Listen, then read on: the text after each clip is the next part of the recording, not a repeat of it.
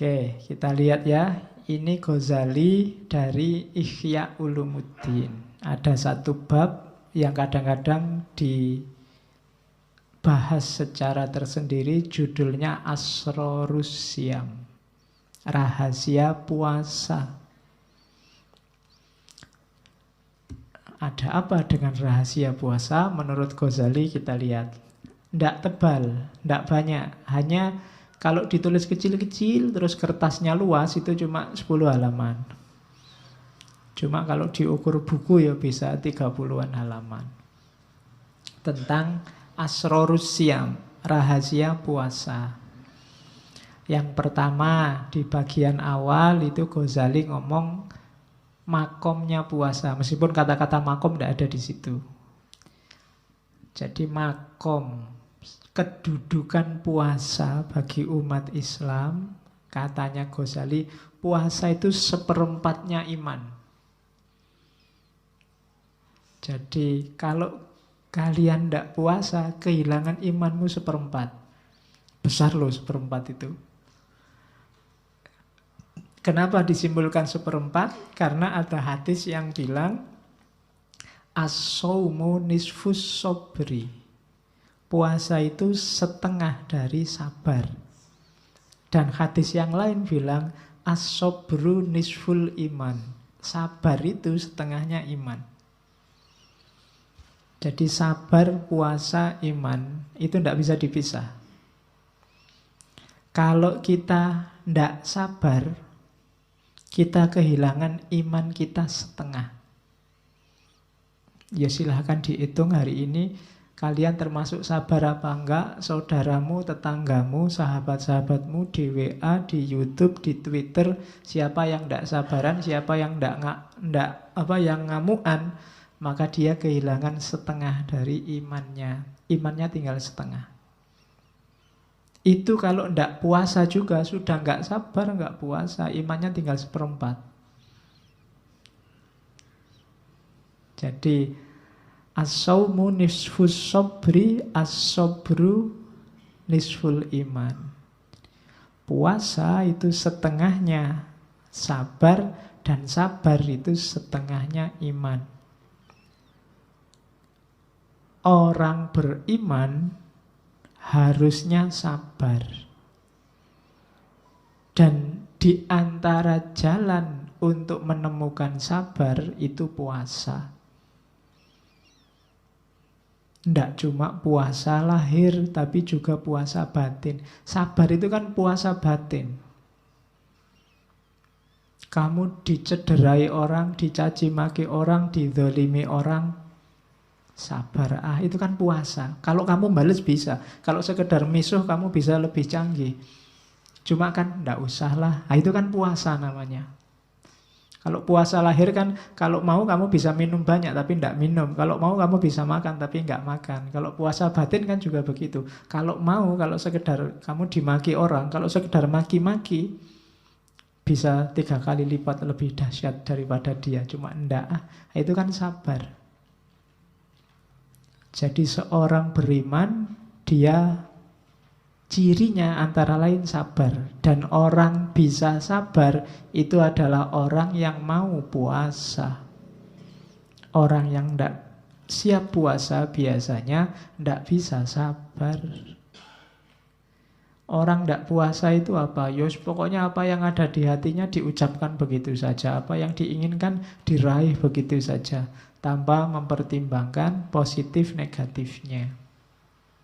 Sabar itu kan bisa sabar dari dan juga sabar untuk. Sabar dari itu atas yang menimpa dirimu. Kalau sabar untuk itu, ketika kalian melakukan sesuatu, kalau sabar untuk itu dalam agama namanya istiqomah. Tiap hari tak coba sholat duha, itu sabar untuk. Istiqomah terus sholat duha, sabar dijalani terus. Itu namanya sabar untuk melakukan sesuatu. Ada juga sabar dari, atas yang menimpa, atas yang kita alami, kita sabar. Orang harus punya kualitas sabar ini, tapi harus cerdas membedakan kapan menggunakan sabar dari dan kapan menggunakan sabar untuk. Berjuang itu bukan berarti tidak sabar, tapi sabar untuk. Biar aja Pak, IP saya 2, saya sabar aja. Bukan itu. Kalau IP-mu 2, sabarlah untuk belajar biar IP-mu 3 ke atas. Gitu loh. Kalau kamu lagi bokek, ya sabarlah untuk berusaha biar kamu dapat uang, kan itu. Awas keliru menerapkannya. Selama ini kamu kan pukul rata. Sabar itu berarti, apa yang terjadi biar dapat jalan. Rumusnya bukan itu. Jadi sabar itu bisa dari sesuatu dan untuk sesuatu. Tapi untuk membedakan mana yang dari, mana yang untuk, kita butuh satu hal, namanya kebijaksanaan. Dan kebijaksanaan itu ilmunya antara lain yang paling terkenal adalah filsafat. Maka ngajilah filsafat. Oke, ini bukan promosi, iklan. Terus, jadi makomnya puasa itu ya. Puasa itu dialektika antara keimanan dan kesabaran.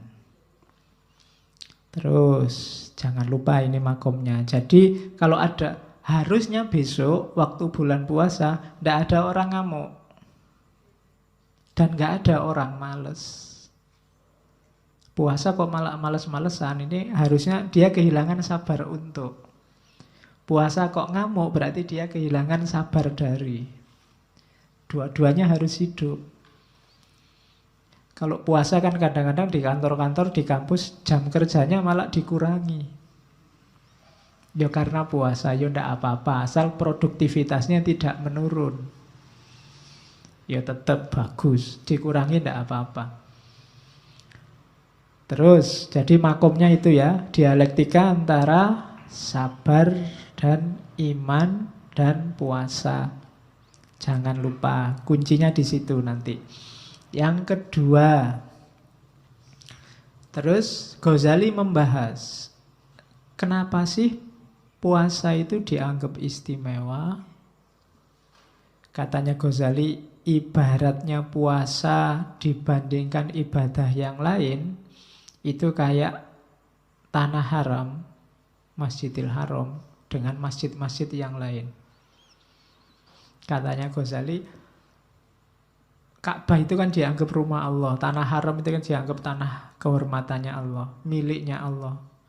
Padahal semua masjid, semua tempat itu kan juga miliknya Allah. Semua ibadah untuk Allah, tapi yang istimewa itu puasa. Sama seperti semua tanah, semua bumi itu milik Allah. Tapi yang disebut khusus sebagai rumah Allah, rumah milik Allah itu hanya Ka'bah dan Masjidil Haram. Bandingannya itu. Alasannya apa? Yang pertama, puasa itu satu-satunya ibadah yang verifikasi pastinya itu hanya yang melakukan. Nggak ada orang lain tahu. Boleh ikut buka bersama, ikut sahur bersama, tapi tidak puasa kan bisa. Tidak ada orang ngerti. Kayak kamu dulu kecil itu loh. Puasa, ya masih puasa, masih. Tapi nanti kalau ke kamar mandi, air 1 ciduk. Ya kan? Atau pura-pura alasannya lupa. Wah lupa tadi minum, lupa kok diulangi. Kan sering dulu kita waktu kecil begitu. Yang tidak ngalami kan nggak lihat. Kamu makan apa enggak kan nggak kelihatan. Jadi satu-satunya ibadah yang hanya kamu dan Allah yang tahu. Itu yang bikin puasa istimewa. Ibadah yang sifatnya subjektif. Orang nggak bisa menilai. Mulutmu kering, bau nafasmu ndak enak, itu kan ndak jaminan kamu puasa. Wong kamu ndak puasa aja sudah ndak enak. Itu juga bisa trik. Ya kan, kamu makan pete juga baunya ndak enak. Mulut kering, kalau kamu pas sariawan juga mulutmu kering. Ndak bisa. Pagi sampai siang ndak makan apa-apa, ndak akan ada orang tahu. Kecuali dirimu sendiri. Katanya puasa tapi warung-warung penuh misalnya. Itu kan terus, loh itu jadi meskipun di warung ada tutupnya, tapi kan kakinya kelihatan. Wah, kakinya masih banyak. Nanti pulang ke rumah puasa. Tapi sebenarnya enggak. Jadi hanya kita yang tahu. Itu yang bikin puasa istimewa. Kalau sholat kan orang bisa lihat. Kalau sedekah orang bisa ngerti, bisa ngitung. Haji apalagi. Sebelum berangkat aja orang sak kecamatan diundang. Mesti ngerti. Tapi kalau puasa enggak. Kamu deklarasi, saya niat puasa di masjid. Besok enggak puasa, enggak ada orang tahu. Itu istimewanya puasa. Jadi hanya yang bersangkutan dan Allah yang ngerti. Nah, itu puasa. Makanya dia istimewa. Yang kedua, katanya Ghazali, puasa adalah ibadah yang terang-terangan nantang setan. Terang-terangan menyisihkan nafsu, keduniaan. Hasrat-hasrat jasmaniah yang dangkal. Yang terang-terangan begitu puasa. Kemarin kalau sholat kan implisit semua. Sholat itu tanha anil fasya wal mungkar. Batinnya, implisit, tidak kelihatan. Kemudian apalagi kemarin haji itu kan banyak sekali makna. Tapi tidak kelihatan, orang harus mendalami dulu. Tapi begitu puasa, langsung kelihatan bahwa ini melawan hawa nafsu. Nafsu makan, nafsu minum, nafsu seksual. Dilawan semua. Itu kan ibadah yang terang-terangan melawan nafsu, itu puasa. Makanya ada hadis Nabi, wahai anak-anak muda yang sudah mampu, nikahlah. Man istata'a minkumul ba'ah falyatazawwaj. Nikahlah, jangan jomblo terus, tidak ada untungnya dan tidak ada enaknya. Terus ya. Wa in lam yastati, kalau kamu tidak mampu, puasa. Jadi kalau nggak mampu puasalah, fa'alaihi bisawm. Meskipun kalau dulu zaman saya di SMA sering dipelesetkan, fa'alaihi bisobun. Kalau nggak mampu ganti sabun, bukan itu. Dengan puasa, bukan dengan sabun. Cuma puasa yang beneran ya.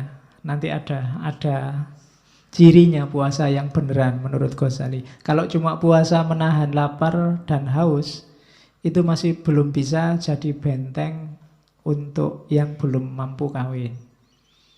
Karena kalau hanya puasa lahiriah, susah jadi benteng. Kadang-kadang puasa nafsumu tambah besar. Karena ya puasa sih iya, tapi internetannya terus, buka HP terus, kadang-kadang ngomongnya saru-saru, kadang lihat gambar apa, lihat video apa. Videonya video ceramah, cuma karena yang ceramah bunyai, pikiranmu kemana-mana. Wah, bunyai itu. Bisa begitu kan? Jadi puasa yang benar nanti diajari oleh Ghazali. Karena puasa adalah ibadah yang secara terang-terangan nantang setan. Setan dalam dirimu sendiri khususnya, hawa nafsu.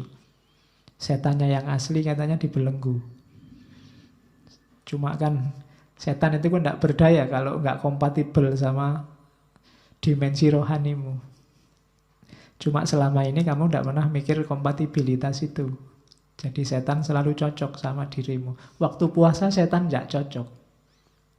Jadi analoginya maka dibelenggu. Dibelenggu itu bukan kok terus malaikat datang setannya dirantai. Terus kamu di mana ya kira-kira dibelenggunya, bukan itu.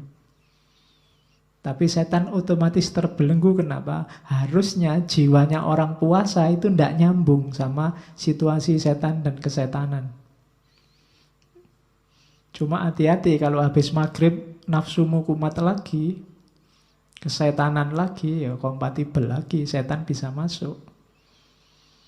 Jadi kalau waktu siang, oh ndak kita puasa, nanti aja habis maghrib misalnya gitu. Nanti ditawari pacarnya, mas jalan-jalan lu, jangan sekarang puasa. Nanti habis maghrib kita ke mall bareng, ayo podo wae. Habis maghrib kompatibel lagi dirimu sama setannya, nyambung lagi. Jadi diingat-ingat itu state-nya puasa, wilayahnya orang puasa. Jadi melenyapkan dimensi setan dalam dirimu. Saya lupa ada baca riwayat dulu, saya lupa di kitab apa ya, katanya zaman Nabi itu puasa itu hampir 22 jam. 22 jam itu berarti sahur, terus buka waktu maghrib, sampai Isya. Setelah Isya puasa lagi. Terus ada kasus Umar. Umar itu malam-malam berhubungan sama istrinya. Sehingga turun ayat bahwa ya kalau malamnya Ramadan itu tidak apa-apa berhubungan sama istri. Terus dipahami, oh berarti makan juga boleh, tidak harus sampai Isya. Pemahamannya seperti itu. Saya lupa ada di kitab apa. Cuma ya itu, karena 22 jam mungkin lebih terjaga. Cuma mungkin Allah sayang sama kita, terus ndaklah, ndak apa-apa kalau malam pingin makan-makan sepuasnya juga ndak apa-apa. Cuma hati-hati yang tadi sudah dikondisikan sejak pagi, jangan dilepaskan lagi. Kalau ndak ya hasilnya balas dendam tadi. Kadang-kadang puasa itu kan keuangannya lebih banyak keluarnya dibandingkan bulan biasa. Hari-hari gini kan kamu ndak pernah mikir bikin kolak apa beli kolak. Kalau puasa mikir. Biasanya kamu makan cuma nasi kucing satu sama air putih selesai. Begitu puasa kamu mulai mikir takjilnya pakai apa, minumnya apa, kemudian makan utamanya apa, cemilannya habis sisa apa. Itu sama aja balas dendam. Jadi kamu merasa paginya disiksa dan malamnya bebas. Padahal itu kebalik. Justru paginya itu kamu bebas dari hawa nafsu. Maka manfaatkan malamnya ketika kondisimu sedang bersih untuk yang baik-baik. Oke, terus ini banyak dalil cuma saya comoti, saya copy paste. Ya silahkan kamu baca, ini sudah banyak disebut orang. Inna syaitona la yajri min ibni adama majrodam fadoyiku majarihi bilju. Sesungguhnya setan itu berjalan dalam diri anak cucu Adam lewat jalan darah. Fadoyiku majarihi, maka sempitkanlah jalannya setan itu dengan kamu lapar. Ya paling ndak secara lahiriah, rasional itu kalau kamu lapar kan kamu nggak mikir neko-neko, yang kamu pikir makanan dok. Begitu kamu kenyang baru mikir aneh-aneh. Itu paling gampang logikanya itu. Jadi sempitkan jalannya. Sempitkan kan bukan berarti hilangkan. Masih ada setan bisa masuk. Cuma sekarang sempit karena kamu cuma mikir makanan. Ketika kamu sedang lapar. Ngatasinya kan gampang kalau cuma makanan. Kalau makan kan nggak neko-neko lah. Tapi kalau mikir yang lain itu kadang-kadang bahaya. Itu mungkin maunya hadis itu. Jadi sempitkanlah jalannya. Paling enggak meskipun puasamu nggak dalam, nggak sampai batin, nggak khawasul khawas, tapi dengan kamu lapar, itu sudah, pikiranmu sudah paling ke makanan. Kalau habis-habis asar ketika kamu sudah melilit, itu mbok liwat ada cowok cakep apa cewek cakep, ndak minat lagi. Yang kamu pikir kolak sama es buahnya. Ya kan? Jadi itu antara lain. Terus ini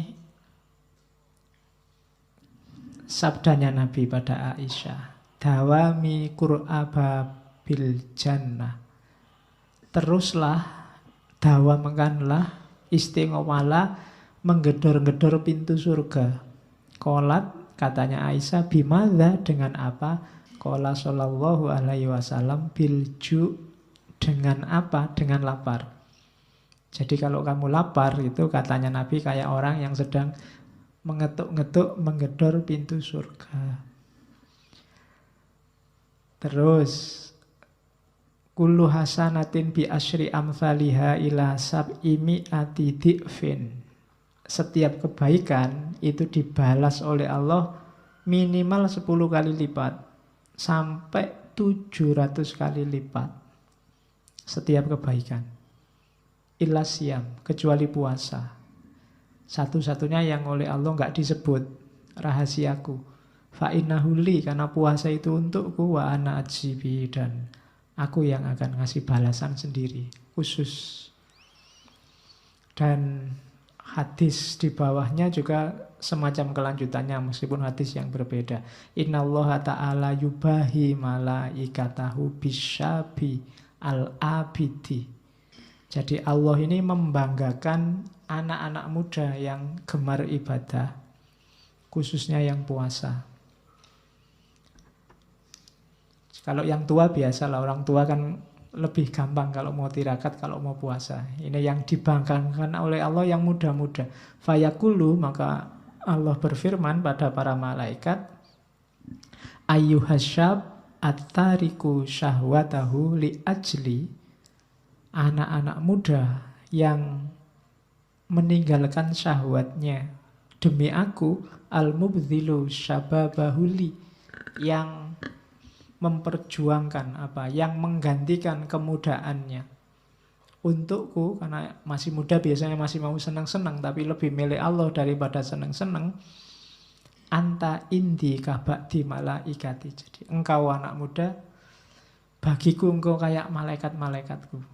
Nah, itu pujiannya Allah bagi anak-anak muda. Saya tidak tahu yang hadir malam ini masih muda apa sudah tua. Wajahnya sih tua, jiwanya apalagi. Terus kita lihat itu hadis-hadisnya. Ini hadis paling terkenal. Lisoimi farhatani, farhatun inda iftorihi wa farhatun inda liqa'i rabbi. Orang puasa akan ketemu dengan dua kebahagiaan. Yang pertama kebahagiaan waktu buka puasa dengan kebahagiaan waktu ketemu Allah. Ini seakan-akan mau bilang orang yang puasa pasti besok akan ketemu Allah dan dirindukan oleh Allah. Dan kesenangan yang satu waktu dia buka puasa. Jadi sebenarnya buka puasa itu biasa cuma makan. Karena ada puasanya dia jadi luar biasa. Hidup kadang-kadang butuh ini. Butuh puasa dulu. Kamu belajar itu kan jenis puasa. Yang lain seneng-seneng kamu belajar. Tapi yang lain tidak akan nemu buka puasa kayak yang kamu belajar tadi. Belajar menemukan buka puasa namanya pinter. Nilainya tinggi. Itu tidak ditemui yang tidak ikut puasa. Jadi ini rumus. Puasa itu kan bukan berarti kalian tidak mampu. Bisa, cuma kalian tahan. Kalau boleh, kalau mau kalian bisa beli HP paling mewah, baju paling bagus, tapi ndak buat apa? Ini puasa. Nanti akan ada buka puasanya pasti. Jadi farhatun inda iftorihi. Terapkan ini, jadikan rumus. Kenapa orang Jawa nyuruh sering-sering tirakat? Tirakat itu meninggalkan yang nikmat-nikmat, yang enak-enak. Karena akan ada buka puasanya besok. Orang yang berjuang, orang yang mati-matian, orang yang itu kan nanti ada buka puasanya. Dibandingkan yang santai-santai, mereka tidak akan nemu buka puasa. Sama-sama makan waktu maghrib, nikmatnya beda antara yang puasa dan yang tidak puasa. Maka jadikan di antara rumus hidup kita adalah puasa. Ngaji, kalian tiap malam Kamis ikut ngaji filsafat, itu kan juga jenisnya puasa. Yang lain jalan-jalan di luar, nongkrong di mall, ngafe sama pacarnya, kalian milih di sini, wong ndak punya pacar. Itu juga tirakat. Jadi kalau ada yang tanya, kok sampai umur sekian kok masih jomblo, mas, mbak, ndak. Ini tirakat kok. Kalau mau, gitu. Kalau saya mau, siapa ndak suka sama saya? Cuma saya tirakat aja. Biar nanti buka puasa. Oke. Terus kan itu juga sejenis puasa loh. Saya enggak mau pacaran pak, itu juga puasa. Besok kalau dapat nikmatnya berkali lipat, iftorihi.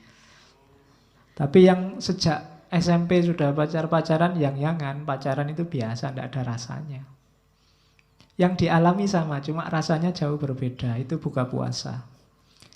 Makanya jangan sering-sering pacaran. Cukup sekali. Lama terus putus. Kamu kan biasanya itu sekali dan lama sekali.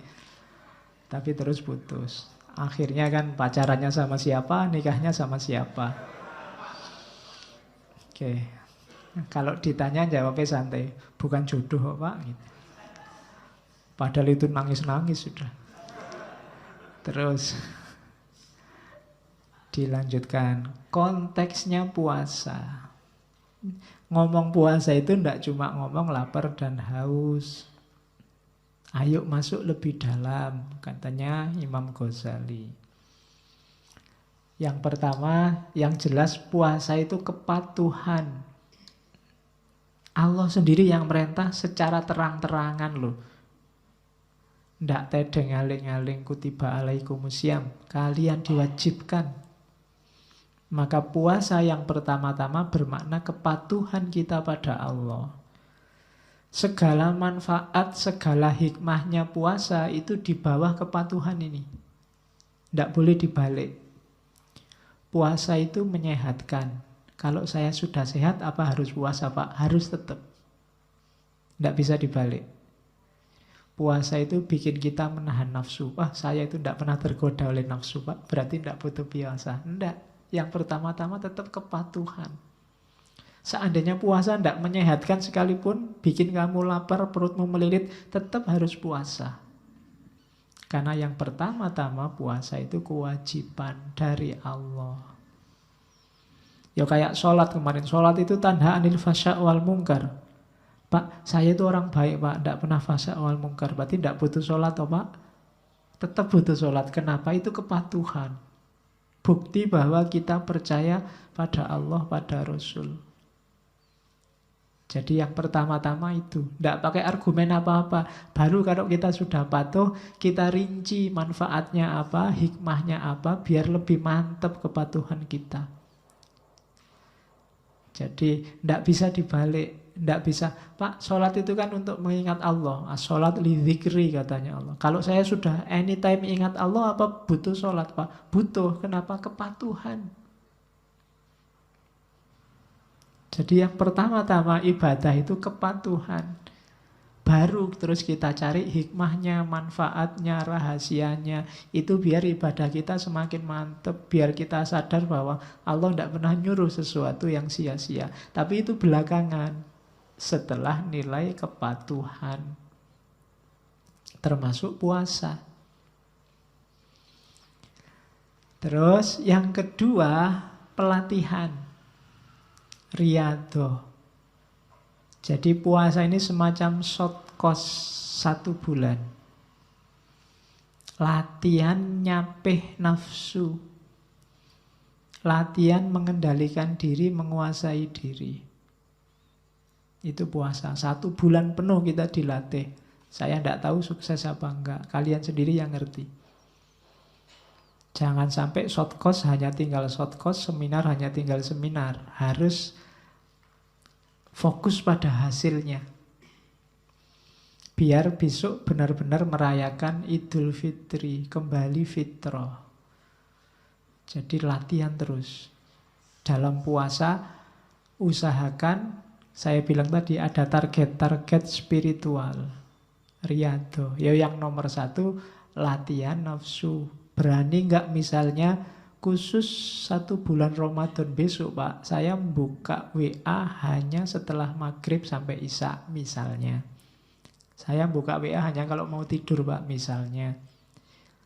Atau saya tidak akan lagi posting tentang yang dunia-dunia Pak 1 Ramadan ini. Saya ngomongnya akhirat aja misalnya. Ya tidak apa-apa, itu kan latihan. Pelan-pelan. Jadi silahkan bikin target sendiri. Riyadhah, bikin pelatihanmu sendiri. Ya latihan utamanya memang melawan hawa nafsu. Semoga sukses. Yang ketiga, puasa adalah pengorbanan. Persembahan. Persembahkanlah rasa laparmu, persembahkanlah rasa hausmu, persembahkanlah perjuanganmu untuk Allah. Jangan untuk yang lain. Jangan untuk, Pak lumayan Pak ada puasa 1 bulan bisa diet gratis. lumayan bisa menurunkan berat badan, enggak. Persembahkan puasamu untuk Allah. Dimensi pengorbanan. Semua ibadah itu persembahkan untuk Allah. Bahkan kalau kamu sholat kan ada yang di doa iftitah itu kan inna sholati wa nusuki. Sholatmu, ibadahmu, bahkan hidupmu dan matimu persembahkan untuk Allah. Kalau dipersembahkan untuk Allah kan gak boleh sembarangan. Masa dipersembahkan untuk Allah ngasih yang tidak berkualitas kan malu. Wong kamu ngasih hadiah dosenmu, ngasih oleh-oleh tetanggamu aja nyari yang pantas. Apalagi untuk Allah. Jadi yang ketiga pengorbanan, persembahan. Jadi membahas puasa itu perhatikan konteksnya. Ada konteks kepatuhan, ada konteks pelatihan, ada konteks pengorbanan. Yang keempat, ada konteks penyucian, pembersihan diri, tazkiyatun nafas. Jadikan momen puasa itu untuk menaikkan kualitas kemanusiaan kita. Biar kita semakin murni jadi manusia. Makanya goal terakhirnya kan fitri. Fitrah. Jadi harusnya besok hari terakhir puasa kita jadi orang yang cerah. Karena kita sudah fitrah. Jadi dimensinya penyucian. Lahir dan batin. Kemudian dimensi puasa yang kelima itu perjuangan, jihad dan mujahadah. Contoh mujahadah, jihadun nafas yang paling kelihatan itu puasa. Di situ kita berperang. Perang paling besar. Kan Nabi bilang, habis perang Badar Nabi bilang kita kembali dari perang kecil menuju perang besar. Perang besar apa? Mengalahkan diri sendiri. Antara lain lewat puasa. Terus yang keenam, keikhlasan. Satu-satunya puasa yang dimensinya ikhlas, karena yang hanya Allah yang tahu itu puasa, satu-satunya ibadah. Yang ikhlasnya bisa murni tanpa terkontaminasi hal-hal lain itu puasa. Kalau orang sudah lillahi ta'ala puasa, mungkin tidak ada orang tahu. Kalau sholat kelihatan, kusuk tidak kusuk kelihatan. Tapi kalau puasa tidak kelihatan. Seperti dijelaskan di depan. Terus yang terakhir baru puasa itu bisa masuk ke level hikmah dan iktibar. Kalau ada orang bahas puasa dari segi kesehatan, itu level hikmah dan iktibar. Puasa dari segi harmoni sosial, itu level hikmah dan iktibar. Dari puasa kita bisa mengambil pelajaran apa? Itu hikmah dan iktibar. Dari puasa kita peka secara sosial, itu hikmah dan iktibar. Level terakhir dari puasa. Jadi ternyata puasa konteksnya banyak, dimensinya banyak. Otomatis manfaat dan dampaknya juga banyak. Itu cerdasnya seorang Ghazali. Kalau kita mikir sendiri mungkin tidak nyampe ke sini. Kita kan ngertinya cuma pokoknya puasa itu menahan lapar, haus, dan hubungan seksual. Itu tok. Di luar itu tidak nyampe. Pokoknya itu. Sama khataman Al-Quran. Itu pun nggak sukses-sukses. Terus baru nanti kita ketemu klasifikasi puasa yang sangat terkenal dari Ghazali. Ada awam, ada khawas, ada khawasul khawas, ada awam, ada khusus, ada khususul khusus. Ada biasa, ada khusus, ada istimewa, dan ada super. Itu kalau pakai istilahnya martabak. Ya, martabak itu kan ada martabak biasa, ada istimewa, ada super. Yang satu telurnya satu, yang satu telurnya dua, yang terakhir telurnya tiga. 4 kelihatannya, saya lupa satunya apa. Oke, kan telurnya saya ingat saya sampai 4. Oke, jadi puasanya orang biasa. Kelihatannya kita sering ada lebih banyak di sini. Menahan diri dari memasukkan sesuatu dalam perut. Dan kemaluan terjaga. Itu definisi yang kita pakai. Pokoknya kita hati-hati, benar jangan ada sesuatu yang masuk ke perut. Kan itu yang sering kita bahas waktu puasa. Pak, kalau nelan ludah batal enggak? Pak, kalau saya dulu apa? Kentut di air batal enggak? Pak, kalau itu jadi kita sing dipikir itu pokoknya apa yang masuk ke mulut sama itu dok. Itu puasanya orang awam. Pak, harus hubungan suami istri enggak, Pak? Kalau enggak berhubungan mimpi batal enggak, Pak? Pak, harus selalu begitu yang kita bahas. Dimensi fisiknya. Ya enggak salah. Cuma masa levelnya masih ini gitu loh. Itu arah SD dan TK yang bahas ini. Pak, kalau sikat gigi batal enggak? Kamu kan selalu ribut di situ. Sikat gigi ya enggak batal. Kalau kumur-kumur terus ditelan itu batal. Ya kan? Pak, kalau nangis batal enggak? Kan ada ya, saya sering ditanya gitu zaman dulu waktu kecil. Nangis batal enggak? Ya nangis ya enggak batal. Kalau nangis terus air matanya diwadahi terus diminum batal. Ya kan? Oke. Kalau marah-marah batal enggak? Ya, kalau marah-marah terus kamu mecah botol terus isinya kamu minum ya batal. Kalau fisik gampang, rumusnya gampang kalau fisik. Cuma kita biasanya ini. Tapi yo ini gerbangnya, jangan disepelekan. Cuma jangan berhenti di sini, itu maksudnya Ghazali. Diawali dari sini, mencegah perut dan kemaluan. Pak, kalau sudah imsak masih boleh makan nggak Pak? Gitu. Boleh. Kalau sudah subuh, Pak, saya sudah terlanjur subuh belum minum Pak. Boleh nggak minum? Nah, itu kan. Terus kamu bingung, boleh nggak ya? Tapi kalau nggak minum nanti haus sampai siang. Salahmu dewe, tangine telat. Jadi fikih itu jelas, eksak, ukurannya gampang, mudah dideteksi. Jadi puasa cuma jangan dititik beratkan di sini. Hanya saja memang orang-orang tertentu yang belum nyampe mengawali puasa itu dari sini. Kekurangannya puasa ini ya hanya dapat lapar dan haus.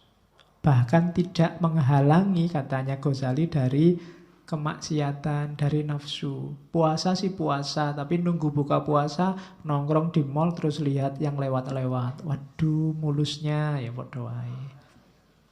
Nggak terhalangi. Kalau ada, puasa-puasa kok gitu. Loh kan yang penting nggak makan, nggak minum, dan nggak gituin. Nah, ya sah puasamu, cuma ini levelnya awam. Nggak dapat manfaat dari puasa.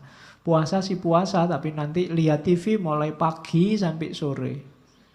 Kan nggak dosa Pak. Ya nggak, ya waktumu habis sia-sia. Nggak dapat manfaatnya puasa. Oke, lihat. Puasanya sih puasa, tapi tiap hari depan HP, otek-otek HP nggak pernah berhenti di situ. Kalau diingetin, Mas kok HP-nan terus? Oh ini ngaji nih dianggap. Pura-puranya ngaji, padahal ya enggak. Jadi puasanya orang awam. Kalau masih hanya memperhatikan mulut dan semua lubang biar tidak kemasukan sesuatu.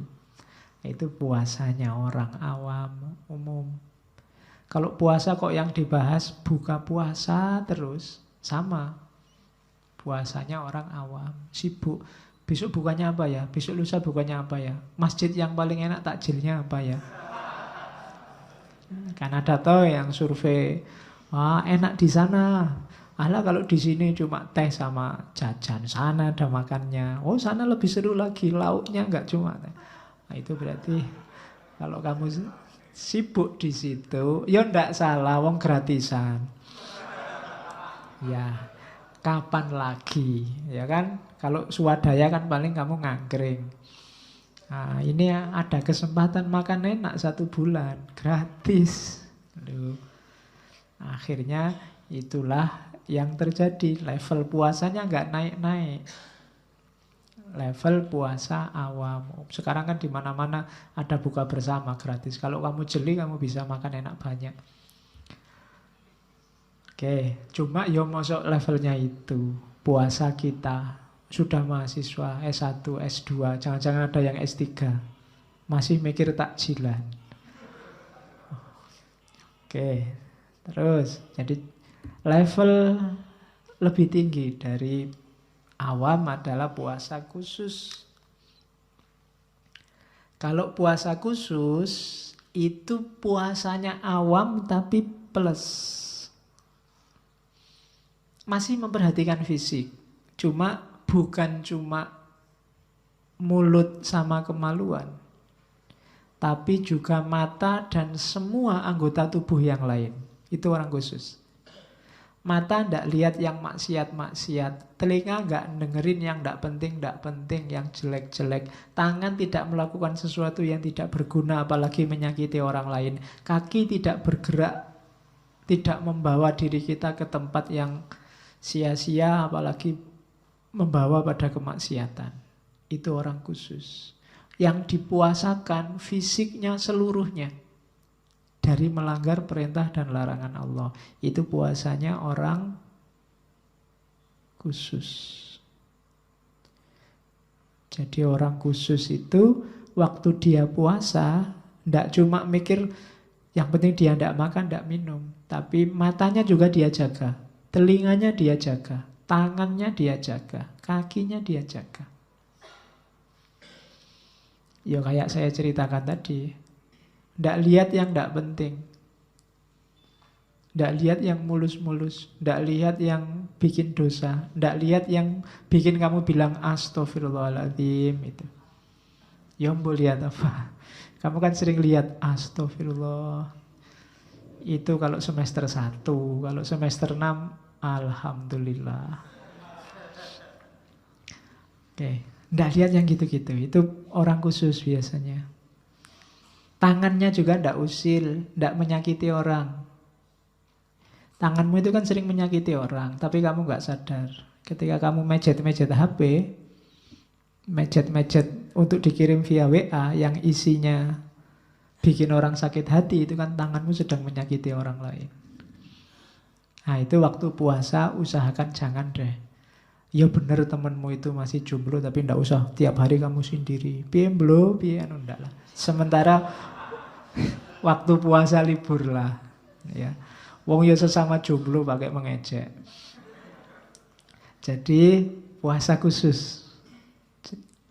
Usahakan seluruh anggota tubuh kita juga puasa. Telinga juga ndak usah dengerin yang ndak penting. Gosip yang ndak perlu. Gunakan strateginya Socrates. Kalau ada temanmu ngajak gosip, kamu tanyai dulu dia. Kalau dia mau membawa berita, kamu stop dulu sebentar. Yang pertama tanyakan, yang kamu bawa itu sesuatu yang benar apa enggak? Kalau dia membawa gosip, biasanya dia akan jawab, ya enggak tahu kepastiannya gimana, benernya gimana. Wong saya cuma dapatnya copy paste misalnya. Itu yang pertama, filternya. Yang kedua, tanyakan lagi. Oke lah seandainya itu benar, kira-kira ada manfaatnya enggak? Kamu kasih tahu padaku. Itu filter kedua. Kalau enggak ada ya sudah. Yang ketiga, tentang hal yang baik enggak? Mungkin benar, ada manfaatnya saya tahu, tapi tentang hal yang jelek. Untuk waktu puasa, latihanlah enggak dulu. Kalau ada temenmu posting yang sekiranya itu pasti fitnah, itu hoax, atau kamu enggak bisa memastikan kebenarannya, mending enggak usah dibaca dulu. Dan tidak usah didengarkan dulu sementara. Sampai kamu yakin atau ada konfirmasi bahwa itu baik dan benar. Nah, ini puasa khusus namanya. Dan juga tidak usah mencium yang tidak penting-penting. Saya tidak tahu contohnya gimana mencium. Ya kalau mungkin kamu jalan-jalan di mall, kamu hembus-hembus, wah parfumnya wangi sekali. Kayak kemarin waktu haji, orang dilarang pakai parfum. Karena bau parfum itu kan bisa membangkitkan imajinasi macam-macam. Nah itu antara lain mungkin gunanya kita menjaga hidung. Hidung itu kan selain membau juga sok-sok juga buat mencium. Karena ada beda antara membau sama mencium. Kalau puasa ya mending libur dulu ciumnya. Nanti kalau sudah buka puasa. Oke, terus. Jadi puasa khusus. Kalau awam hanya mulut sama kemaluan yang dijaga. Kalau khusus tidak cuma itu. Semua anggota tubuh dijaga. Jangan sampai maksiat. Nah, bahasa ceramahnya begitu. Jangan sampai melakukan dosa kecil-kecil. Ya Allah itu maha pengampun. Cuma kalau disepelekan, kan banyak cerita dosa kecil padahal orangnya baik membawa ke neraka. Amal baik yang kecil padahal selama ini orangnya jahat membawa ke surga. Pelacur menolong anjing bisa masuk surga. Loh itu kan susah.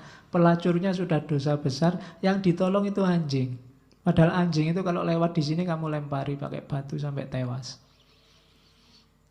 Gara-gara ini loh seorang pelacur bisa masuk surga. Itu kan karena Allah berkenan. Ada ulama besar melakukan kejahatan kecil masuk neraka. Karena Allah tidak berkenan. Kan ada cerita, mungkin setengah anekdot. Ada kiai yang pulang kondangan karena jamuannya tongseng kambing. Pulangnya dia selilitan. Ada di giginya keselip bekasnya daging, susah diambil.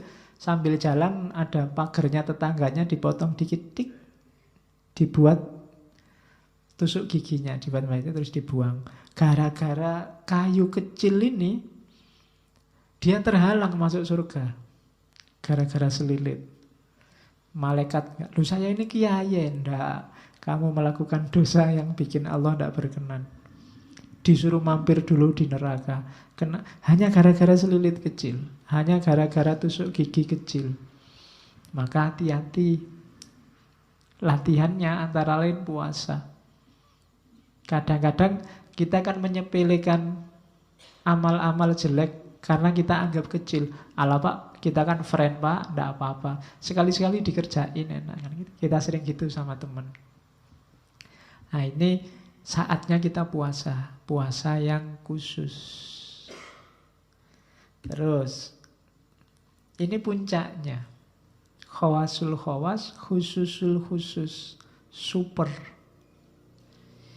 Katanya Ghazali, yang bisa masuk ke level ini itu yang jelas Anbiya, Siddiqin, orang-orang siddiq, auliyanya Allah. Orang-orang ini ndak cuma fisiknya, ndak cuma mulut dan kemaluan, ndak cuma semua anggota badan, tapi juga hati dan batinnya. Kalau tadi menjaga mata dari melakukan maksiat. Kalau khawasul khawas, niat melihat yang maksiat saja ndak. Niat saja untuk mendengarkan yang jelek-jelek ndak. Kalau dia merasa berniat yang jelek-jelek tadi, dia merasa puasanya batal. Itu khawasul khawas. Kalau orang khusus tadi kan pokoknya jangan sampai jalan-jalan di mall niat yang tidak pantas. Begitu ada keinginan orang yang ini ditahan, wong ini sedang puasa. Ini orang khusus. Tapi orang khawasul khawas ingin saja ndak. Kalau ada keinginan itu muncul, dia merasa puasanya rusak. Ini khawasul khawas. Jadi levelnya dia sudah sangat terjaga. Pikiran-pikiran yang sifatnya duniawi, ambisi-ambisi, hasrat, hawa, nafsu, sudah sepenuhnya bisa dikontrol. Sehingga kalau dia tidak ingin muncul, ya tidak muncul. Bahkan hanya rasa ingin saja. Itu orang-orang khawasul khawas. para nabi, para siddiq, para aulia. Yang diingat cuma satu, yang diinginkan cuma satu, yaitu Allah. Jadi satu-satunya yang dimaksud, yang ditarget, yang dituju hanya Allah. Ini orang-orang khawasul khawas. Kesibukannya satu-satunya hanya Allah. Ini khawasul khawas. Yang duniawi tidak muncul sedikit pun ke permukaan. Jadi saatnya yang jasmani ditinggalkan oleh orang khawasul khawas. Sudah sepenuhnya ditaklukkan. Itu khawasul khawas. Kalau yang khusus tadi masih diperjuangkan.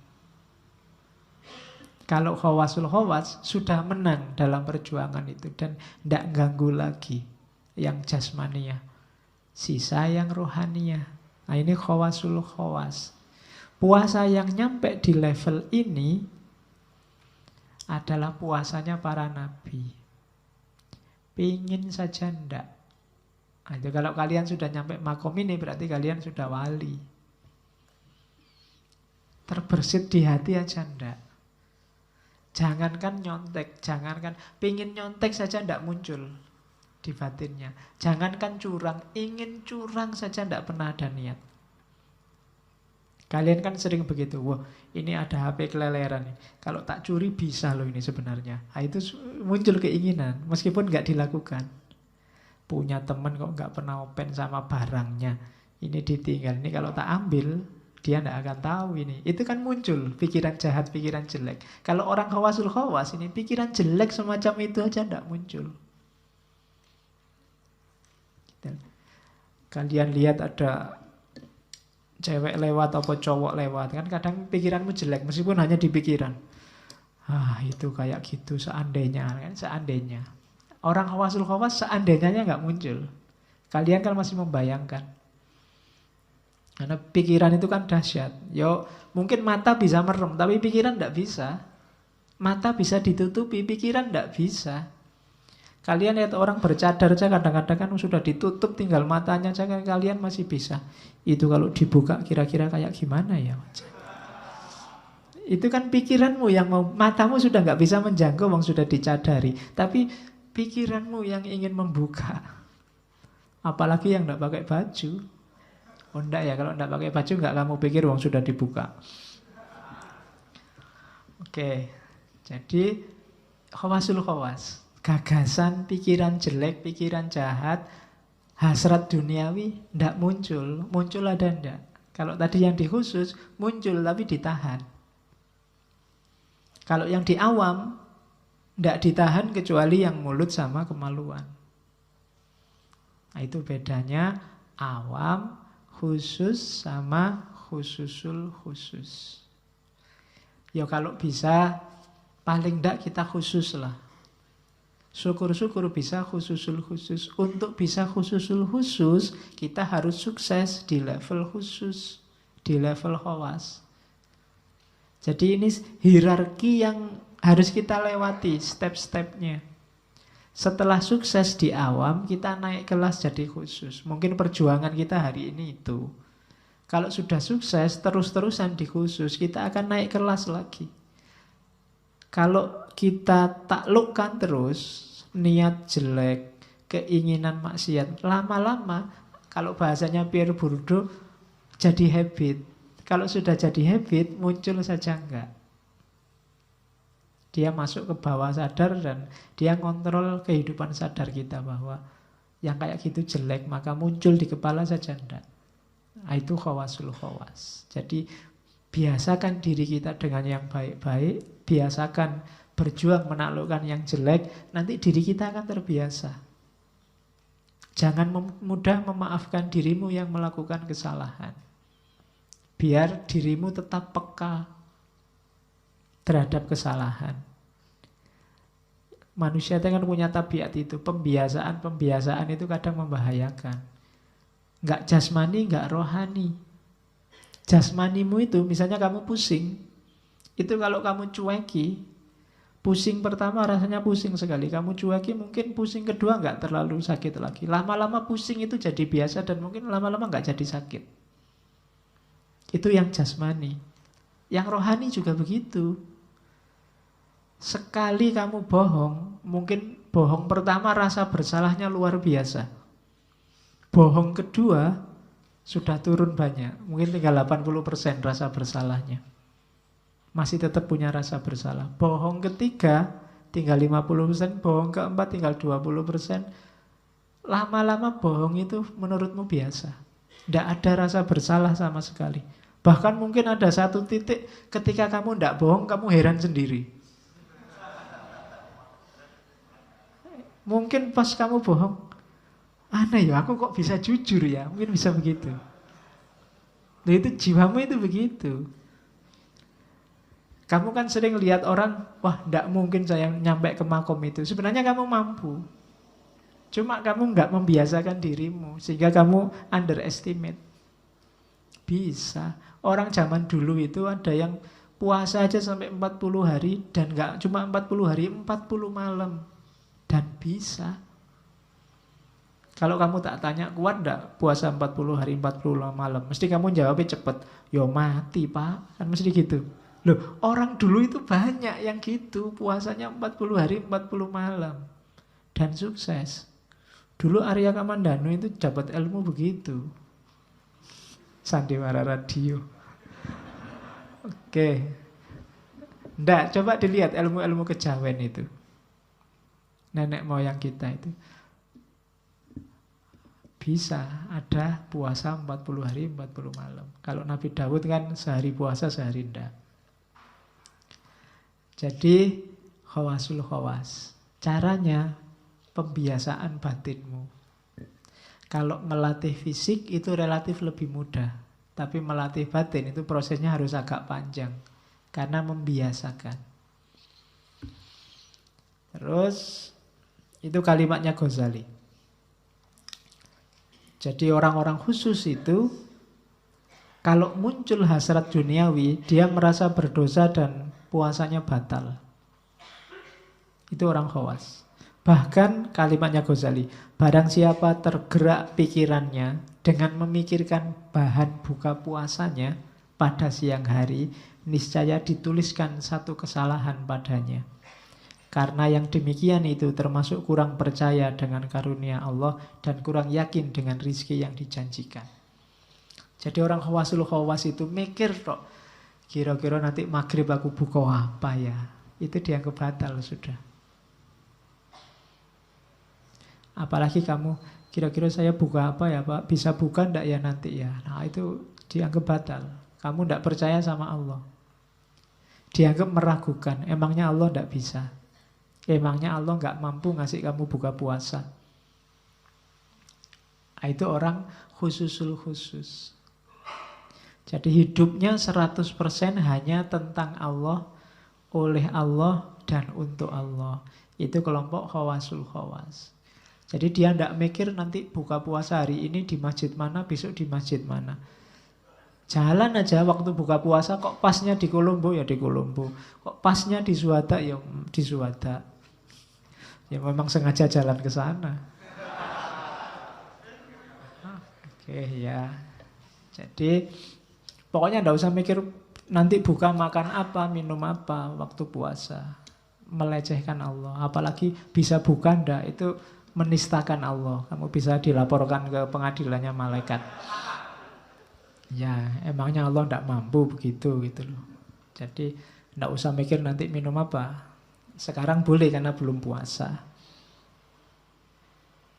Mikir minum dulu. Kamu kan nggak dapat, saya masih dapat.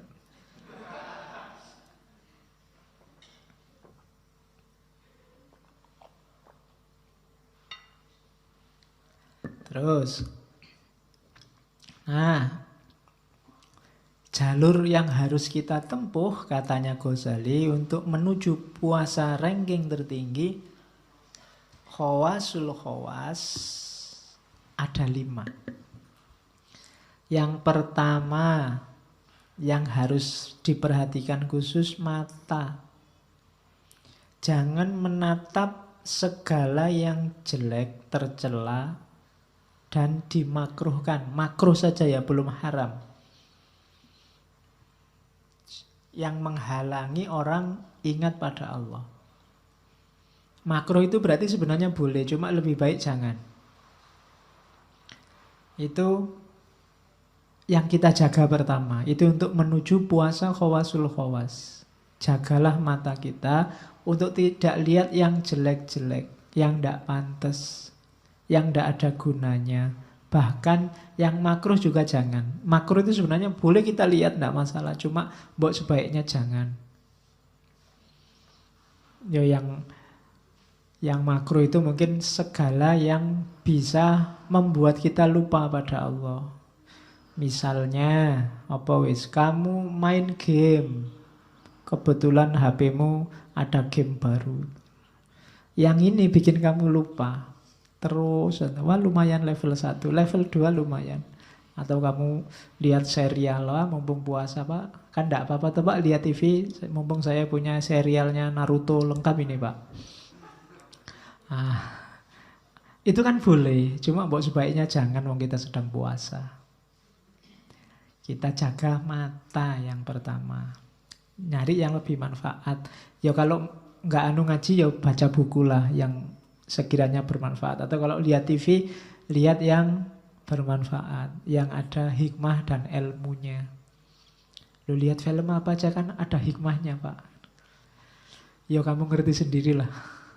Mana yang boleh kamu lihat, mana yang jangan kamu lihat. Oke, terus yang kedua setelah mata, tolong perhatikan lidah. Lidah hari ini tidak selalu omongan yang ada kata-katanya. Omongan dalam bentuk tulisan juga tergolong lidah. Hari ini banyak sekali orang yang tidak bisa menjaga lidahnya dari mencaci maki dan menyakiti orang lain. Coba kamu lihat komentar-komentar di berita-berita politik itu, hampir semuanya isinya menjelek-jelekkan. Itu sama dengan tidak bisa menjaga lidah. Hati-hati. Dan juga menjaga telinga dari mendengar yang makruh. Makruh aja tidak boleh, apalagi yang haram. Ya mendengar yang tidak boleh itu kan misalnya mendengar desahan yang harusnya nggak kamu dengar. Contohnya ngono. Jadi ndaklah mendengar orang gosip, menjelek-jelekkan temannya, itu juga mbok jangan. Wong lagi puasa. Wong ndak puasa aja kamu dilarang, apalagi lagi puasa. Jadi jagalah telinga, jagalah lidah. Dan juga anggota badan yang lain dari segala dosa.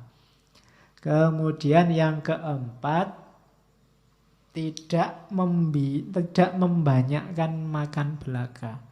Intinya gini, waktu puasa itu kan puasa itu kita disuruh tirakat, mengurangi makan, mengurangi minum. Tapi yang terjadi sering sebaliknya. Yang ada di pikiran kita kebanyakan makan dan minum.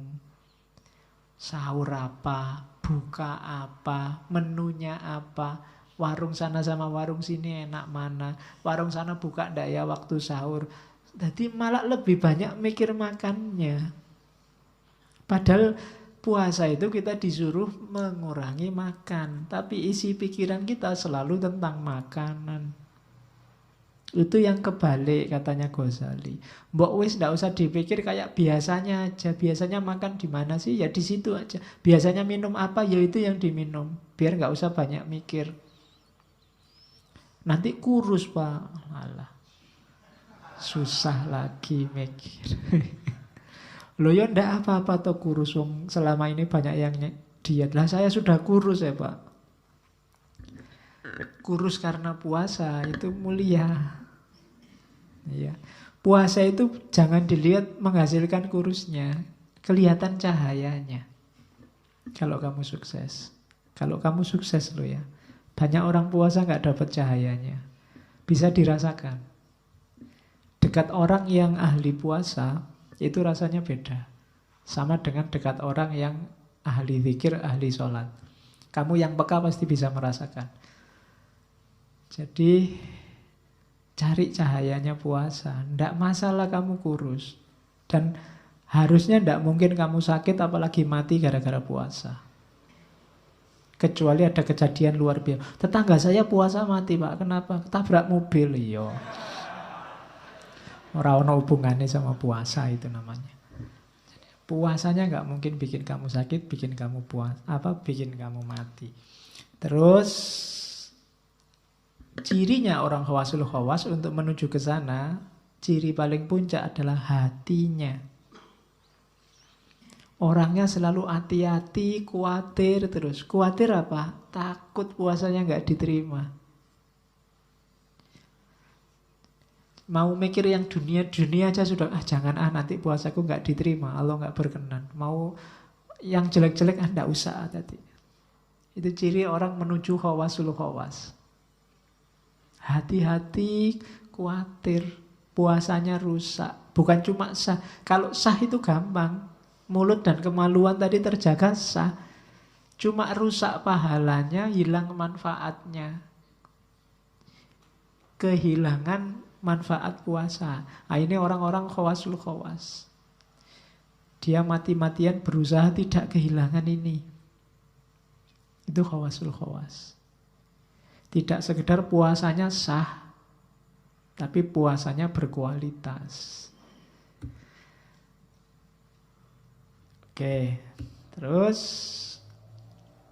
sekarang kita lihat rahasianya puasa, katanya Ghazali. Gini loh, manusia itu kan derajatnya di atas hewan. Kenapa? Karena dia punya akal. Kemudian cuma dia di bawah malaikat. Kenapa? Karena dia punya hawa nafsu. Asumsi premis pertama itu.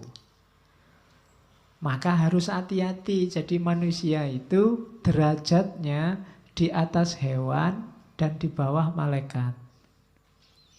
Terus hati-hati kalau dia. Kenapa harus puasa? Puasa itu memerangi hawa nafsu. Kenapa tidak harus diperangi? Karena kalau hawa nafsu ini menguasai, dia jatuh ke level hewan. Nah, kalau dia bisa menaklukkan hawa nafsu, dia naik kelas ke level malaikat. Kenapa harus naik kelas, Pak, ke level malaikat? Bukan berarti jadi malaikat. Malaikat itu makhluk yang sangat dekat dengan Allah.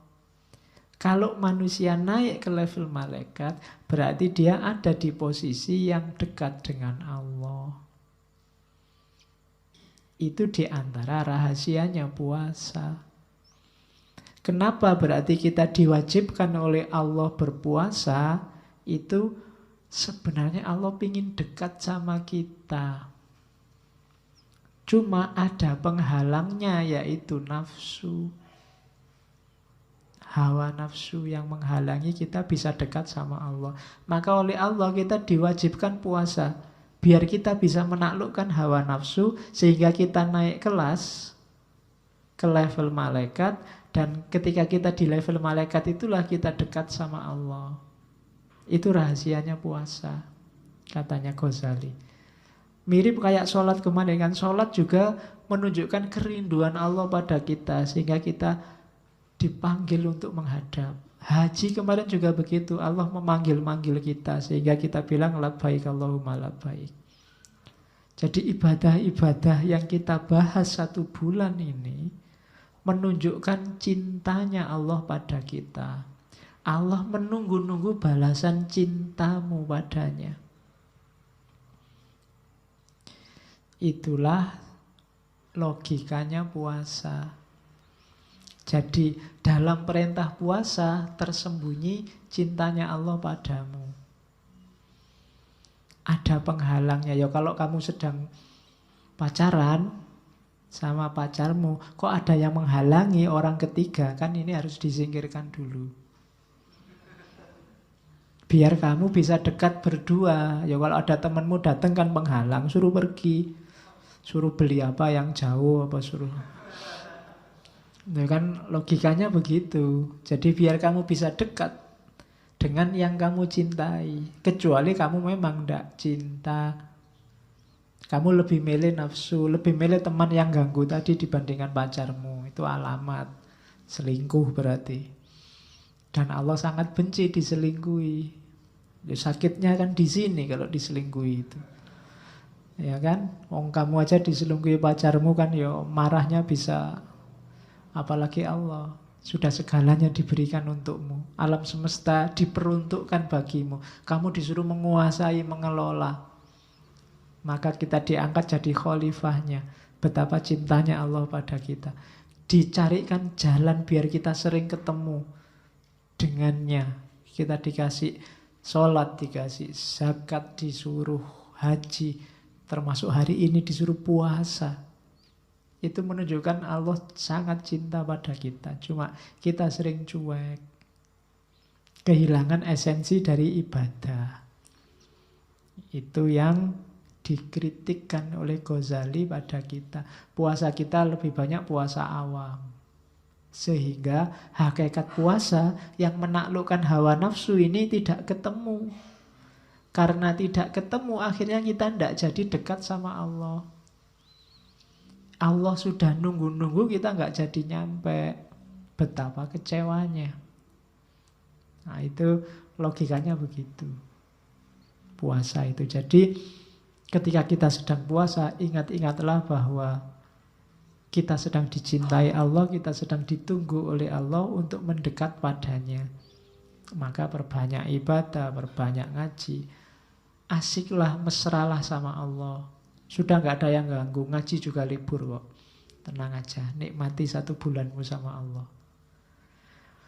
Oke, dalam puasa kan komplek. Kamu bisa sholat, bisa ngaji, bisa macam-macam. Semuanya termasuk zakat kan ada juga dalam bulan puasa. Jadi lakukan sebaik-baiknya, nikmati bulan madu sama Allah selama 1 bulan. Syukur-syukur efeknya bisa terasa terus untuk setahun kemudian. Sampai Ramadan selanjutnya. Rindukan Allah terus dalam ibadah-ibadah sampai ketemu lagi bulan khusus. Bulan madu kesekian sama Allah. Itulah bulan puasa.